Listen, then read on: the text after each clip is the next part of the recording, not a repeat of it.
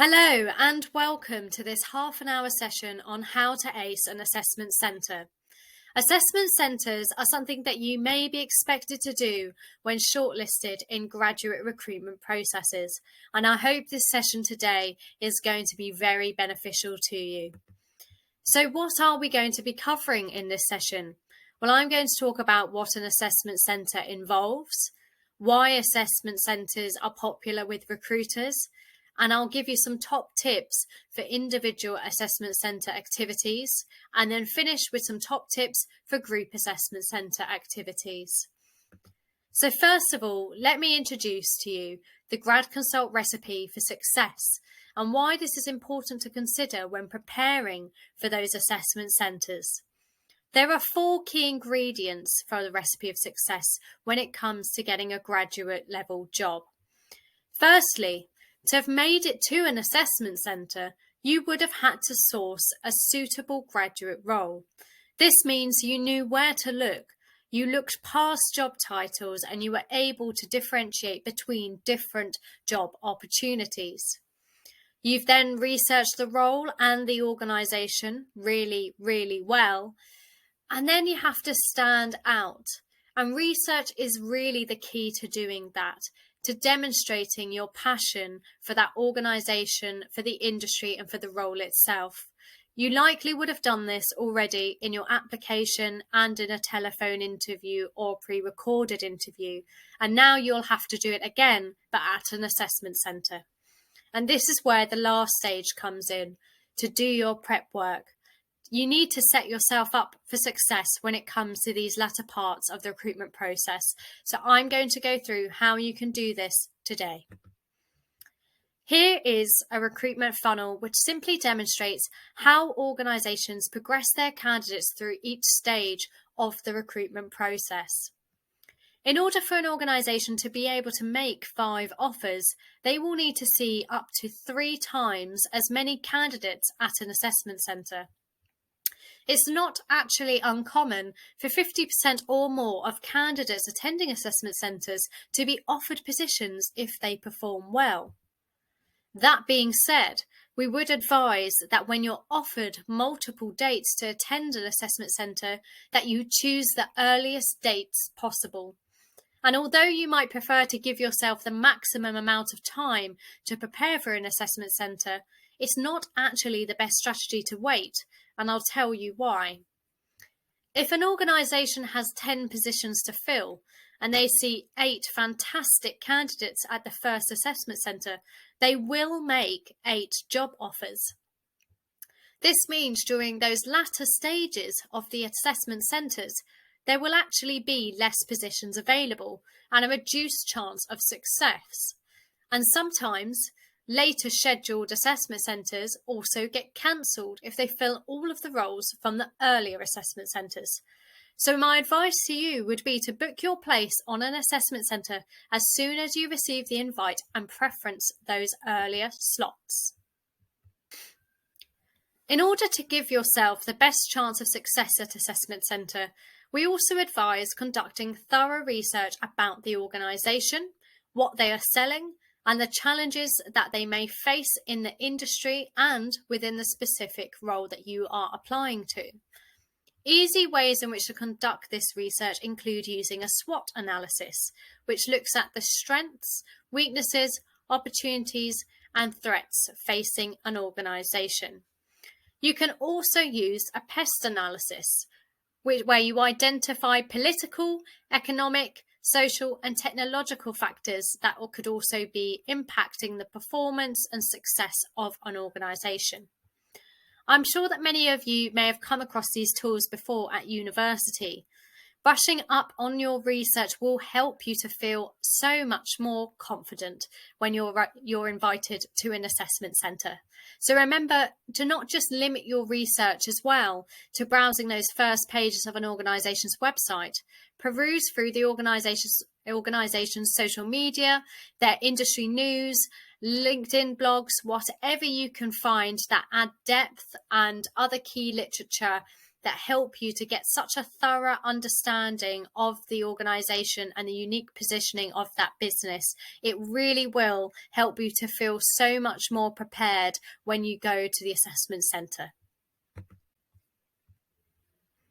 So what does an assessment center involve? Well, you can expect the following types of activities at an assessment center. Of course, you should expect interviews at some stage, and these could come up at the assessment center. When you do have an interview, they are usually either competency-based, strengths-based, or technical, and that will be dependent on the type of role that you are going for. Team exercises are incredibly common at assessment centres, and this is where you are given a task and assessed on how well you interact within a group.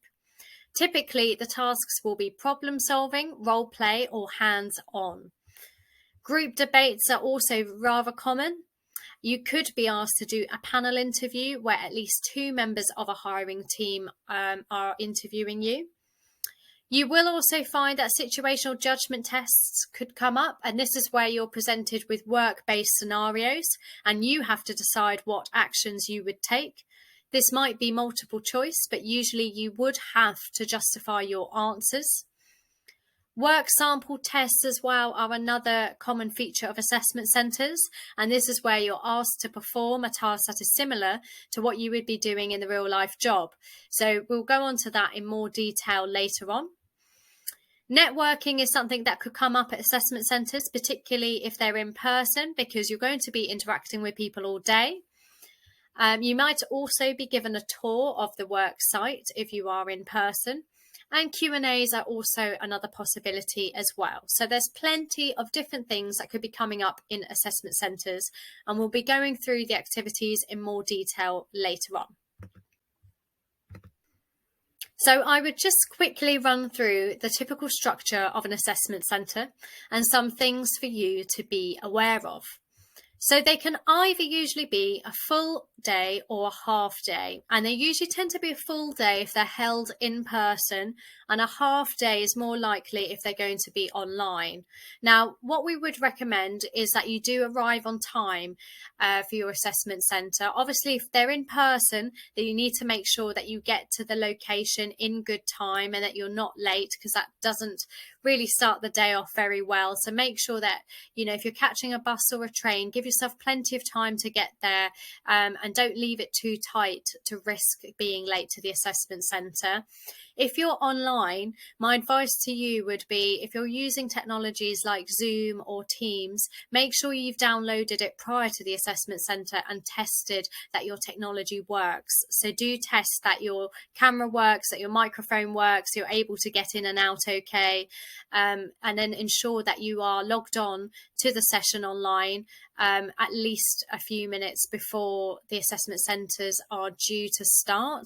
It will also mean that you don't have any technical difficulties if you've tried and tested everything before the day. So I would recommend that you definitely do that, but make sure you definitely arrive on time, whether you are doing it in person or whether you're doing it online. And next top tip in terms of the basics, you are going to be assessed multiple times. So a lot of candidates will stress out if they feel that they've done a bad job on one of the exercises. Typically, you probably haven't done as bad as you think you have, but also remind yourself that you actually are unlikely to fail after just one exercise. In an assessment centre, you are being assessed multiple times. So it mirrors the workplace in the sense that you won't be doing just one task, you'll be doing a variety. So keep that in mind. If something doesn't go to plan, don't scold yourself, just move on to the next task and refocus. Company preparation is also vital, so make sure that you've done plenty of thorough research beforehand so that you can go in feeling confident, and we've already mentioned some techniques you can use to do that, including your SWOT analysis and a PEST analysis. Also remember that all aspects of the day are going to be assessed to some degree, so you do need to keep focused, pay attention throughout, and make sure that you are actively listening to what is required of you and that you are responding appropriately to each of the tasks. And lastly, keep an open mind, because you actually can't predict what will come up. You can have some ideas from the research that you've done on the sector in the organisation, but at the end of the day, you just have to give it your best shot and try to relax, because the more relaxed and composed you are, the better you will probably perform. So here's the good news about assessment centres. Remember that recruitment funnel that I mentioned? Well, the good news is that if you have got through to an assessment centre, you are one of the final few. So you already have a much greater chance of success if you've got through to this stage. And you need to remind yourself that as you're going into it, because it will help you to believe in yourself. You are also not going to be in direct competition with others. So there's no need to put other people down or try to take over in any kind of group assessments or anything like that. It's very, very unlikely that you are going to be competing all of the time with people who are going for the exact same job as you. Many big graduate schemes that are running assessment centres are hiring for multiple different types of positions across their departments. So it doesn't mean that you're directly competing with each other. And in fact, you'll do a lot better if you're working together as a team than competing with each other. Assessors also want you to succeed, so don't be scared of them. They're there, they're looking for the right people to join their team, so they want you to do as well as possible. And at the end of the day, we do obviously have to assess how well you perform in the tasks, but do know that we want you to do well. You can also assess the organisation too. Whilst you're at the assessment centre, remember each of these recruitment processes, it's a two-way process. You're also seeing if you want to work at this organisation, and that's really important to see whether you get a good feel there, whether you think that you would fit in, do you like the people that you've met at the interview. It all counts towards your overall impression of that organisation and the job that you're going for. And the good news is that feedback is generally available. So regardless of how you do at the assessment centre, you'll always be given feedback. And this is so useful, so you know what went well, what could have gone better. If you are unsuccessful after the assessment centre, that feedback is going to help you so much with the next one. And practice really does help when it comes to these. And lastly, most students enjoy them. They can be quite challenging, thought-provoking. You can meet some great people. So try and relax and just be yourself and focus when you are doing the tasks. But trust me when I say that most students and graduates really do have a good time when they're at an assessment centre. So that's something to look forward to. So why are assessment centres popular with recruiters? Well, they are a preferred method in recruitment because they have high predictive validity. And this means that they're very good at predicting someone's performance in a job role. This is largely because they use a variety of different elements. So I've already mentioned that we would assess candidates in a variety of different settings, just like we would in the workplace. So for example, in an assessment centre, you would have a mix of tasks, like you could be asked to do a written task, then a group task, and then you might do an interview. They are usually also marked by a number of different people, and this is a good thing because it helps to make the process fairer and more objective, because we get lots of different perspectives on the candidates.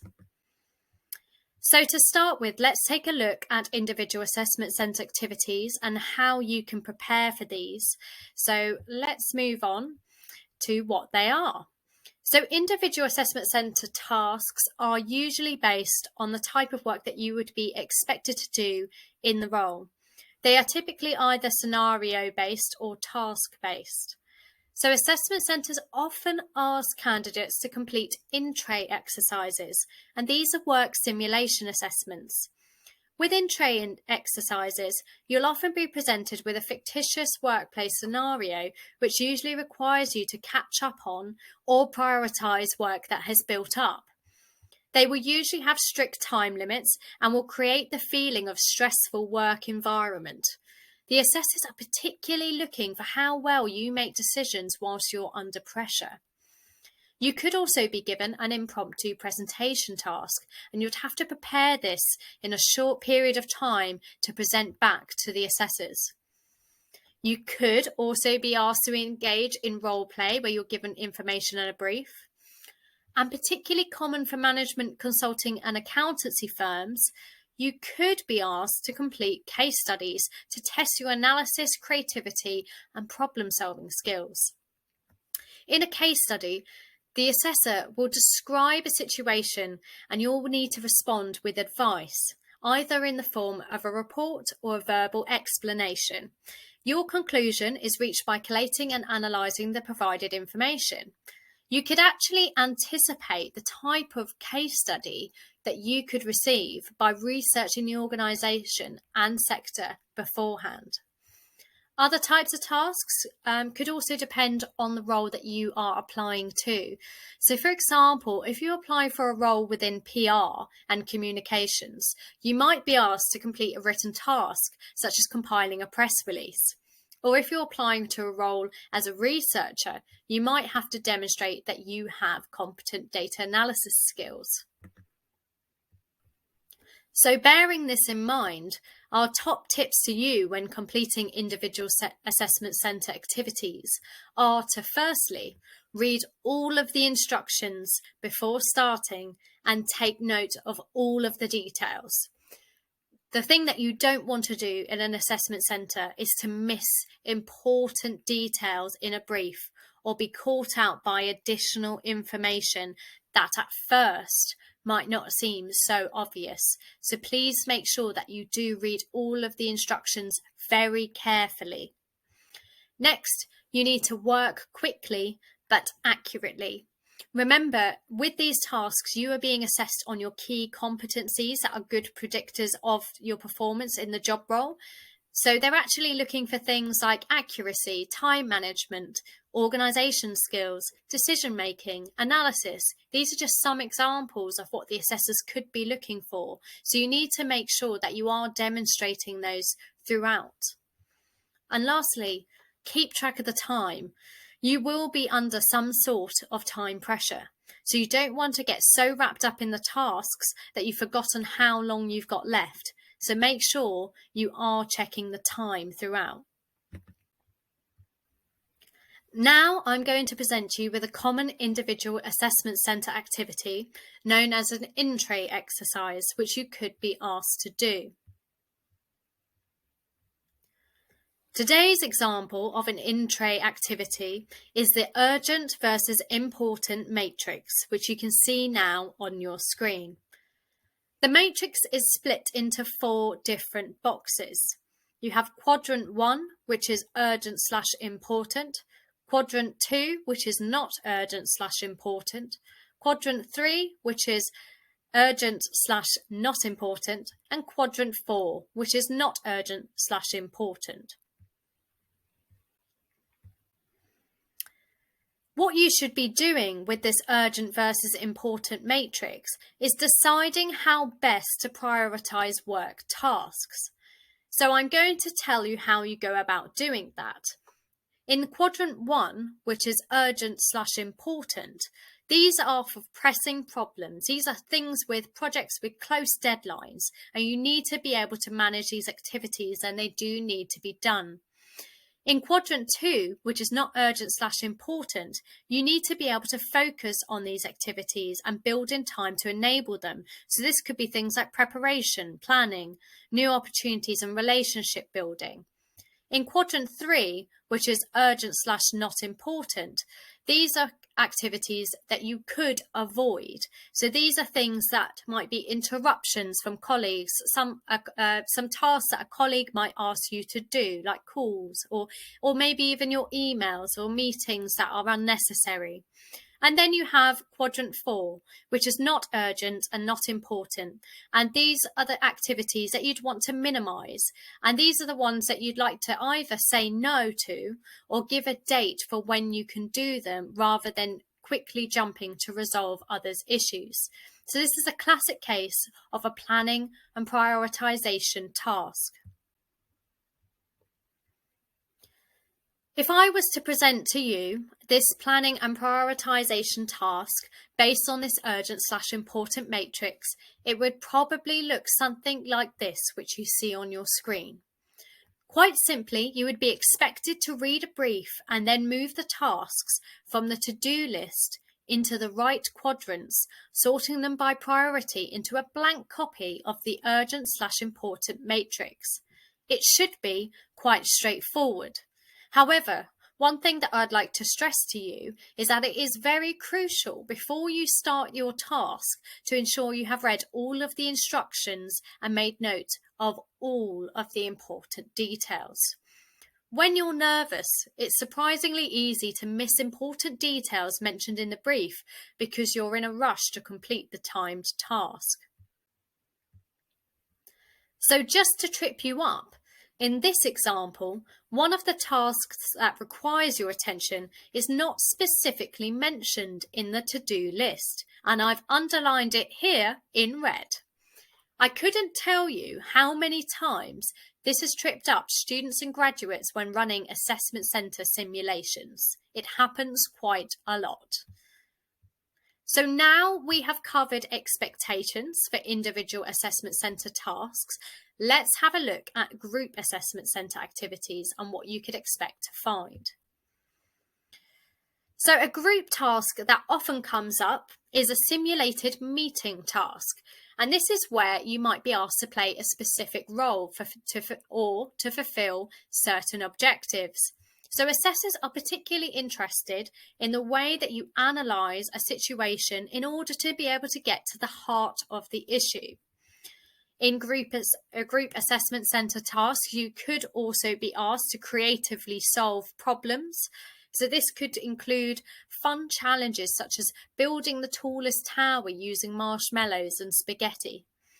You may also partake in group debates where you're given a business scenario and asked to reach a logical conclusion. Usually, no member is designated leader, so candidates may be asked to lead the discussion in turn. And specific business challenges could also come up. So, for example, if you were working on a business challenge for a newspaper publication, you could be given the following question to provide recommendations for. How could the newspaper publication develop the readership and ultimately the subscription list, which costs $7.99 per month? You might be asked to come up with some solutions for that. So now I'm going to move on to some key advice for approaching group assessment centre activities. The first thing to note is the time. Typically, you will be given an allotted time to complete the group work. For example, could be 40 minutes. So the first thing you need to think about is how you're going to prioritise the time. If I were to give you a scenario where you were asked to review 4 options and then make a recommendation, this means you need to discuss a structure for how much time you will spend reviewing each of the 4 options, making notes for pros and cons of each, and then how much time you will spend deciding on your final option. Typically, if you're doing this online, assessors are going to be observing you with their microphones and cameras off. And if you're doing it in person, they will be in the room with you watching. They're going to be taking notes the whole time, watching your behaviours and actions. So when it comes to timekeeping, you do need to clearly show the assessors you're making an effort to watch the time. For the most effective timekeeping, suggest or volunteer to be a timekeeper. This is a specific role to keep the group on track and move them forward appropriately. This job isn't just about checking your watch or phone every so often. It requires you to actively inform the group of how much time is left and advise how much time should be spent on each part of the task.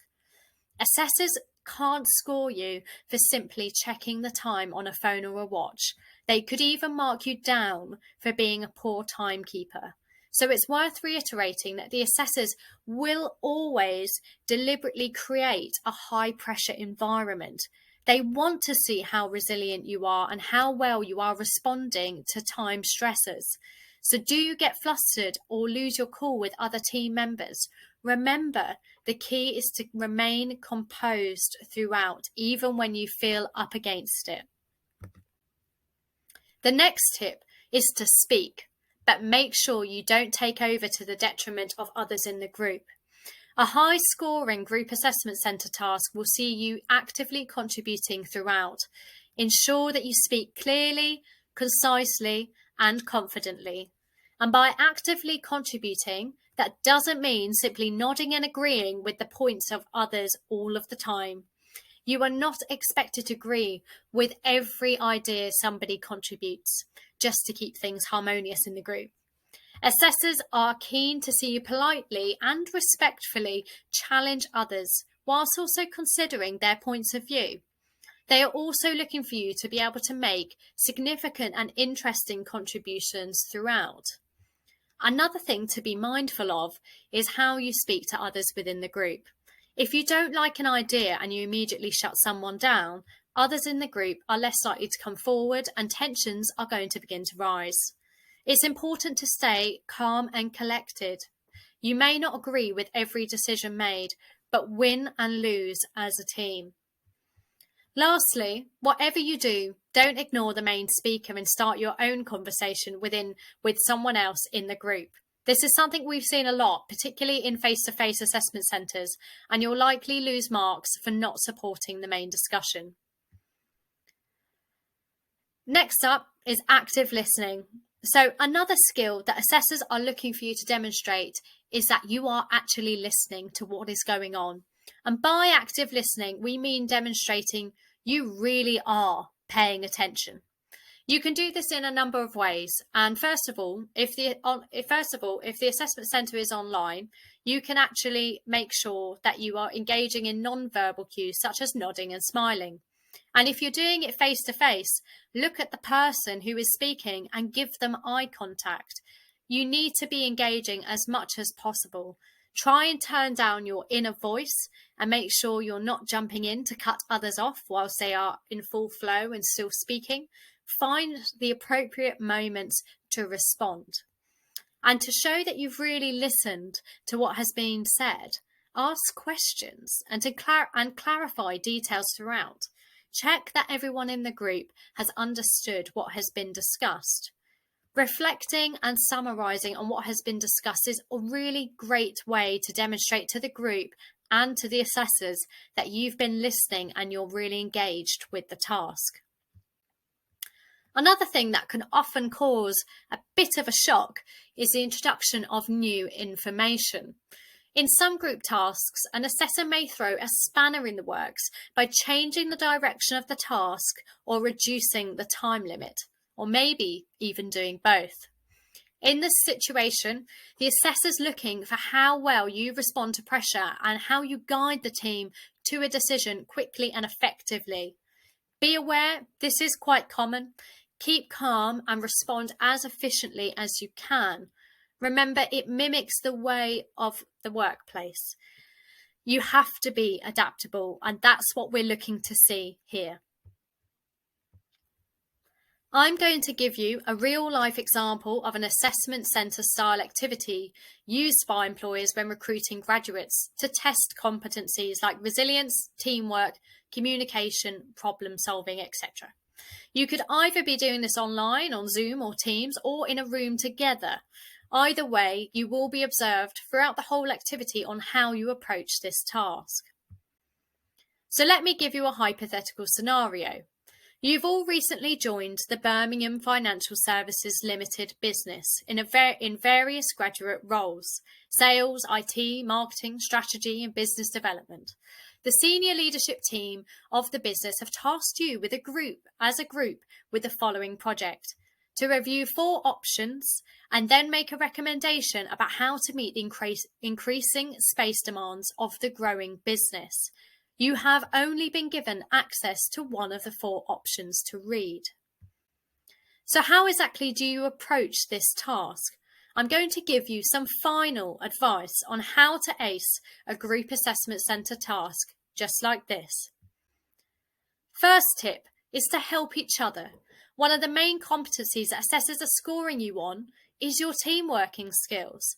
Some of us are naturally more introverted and some of us are more extroverted. There will usually be 1 or 2 members of the team that will naturally take the leadership role and be the first brave ones to start speaking and initiate the discussion. But if this doesn't happen, start the discussion as quickly as possible. As soon as you start speaking, others will follow. One important top tip we would like to provide for you is that if you are getting stuck into discussion and you can see team members that are more hesitant or nervous to join, encourage their participation. Directly ask what they think about the points that are being made. Including quieter members of the team is a really positive indicator and shows that you are encouraging of others. Next tip is to identify roles. In an assessment centre group task, it's often helpful to think about delegation. Many people forget to assign roles that can aid efficiency and maximise your success. Play to your team's strengths.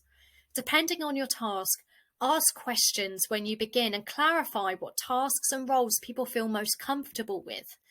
Now, there may not be a defined role for everybody in the group, but what is crucially important is that each member of the group is making useful contributions and everybody takes accountability. Even if you do not have a defined role, make sure that those who have taken on roles are performing them as they said they would. Otherwise, this could be a detriment of all of the team members. We have already discussed how useful it is to have a designated timekeeper. In some assessment centres, we won't see any students or graduates refer to the time left in the task once. If you've only been given 40 minutes to discuss something, we need to see that that person is actively performing their role and helping to guide the team to a decision before the end of the task. Many students and graduates will also make the assumption that leaders of the group will be the top performers in a task. This isn't the case. For graduate roles, organisations are more likely to require loyal followers than they are graduates with immaculate leadership skills at the beginning of their careers.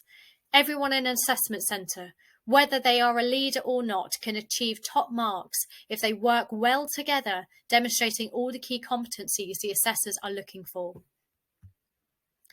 Make it obvious is the next top tip. Show the assessors you know what you're doing by stating exactly what you're doing. If you're summarising the points made during a discussion, use phrases such as, "To summarise, we have discussed." You can also really show the assessors you're paying attention by asking questions. Clarify that everyone knows what they're doing and what their responsibilities are. If you are including others in the group, use their names as well when asking for input. Also remember that you need to speak at an audible volume. There are many occasions I have sat through virtual assessment centres where I, as an assessor and team members on the call, haven't been able to hear what is being said. Have confidence in sharing your thoughts and make sure they are heard by the group. Next up, read the brief, then read it again. Mistakes are always more likely to happen when you are rushing. One thing we have seen over and over again as assessors is people not reading the brief correctly or mishearing or misreading the time they've been allocated for an activity. Digest the key details as quickly as possible and make sure to revisit the requirements of the task in the overall challenge. You don't want to waste time going off in tangents and rushing to get everything together by the end due to poor organisation. As assessors, we have seen so many groups of graduates scrambling to organise a final presentation in an assessment centre and completely running out of time. This often means it can be down to one person to present, and those who are not involved in the final presentation can be marked down. And lastly, it's not actually about the outcome of the task. During the group task, the assessor isn't going to be scoring you on getting the right answer or choosing the best option. They're more interested in how you justified that decision in the discussion. They're scoring you individually on your competencies, such as your team working skills, your drive, your critical thinking, your commercial awareness, and what you brought to the discussion. They want to see how you establish your relationships with others, engage your communication skills, and to see whether you treat others with respect and courtesy. Assessors will be impressed if you're supportive and you're encouraging. Do you involve other members of the group? Do you identify roles or split work to encourage a more efficient way of working? It's not really about the outcome of your discussion at all. There's often no right or wrong answer. Complete the task as well as you can, but most importantly, demonstrate exemplary team working skills. So thank you for watching. I hope that you feel a lot more prepared now for assessment centres that you might partake in the future. Very best of luck.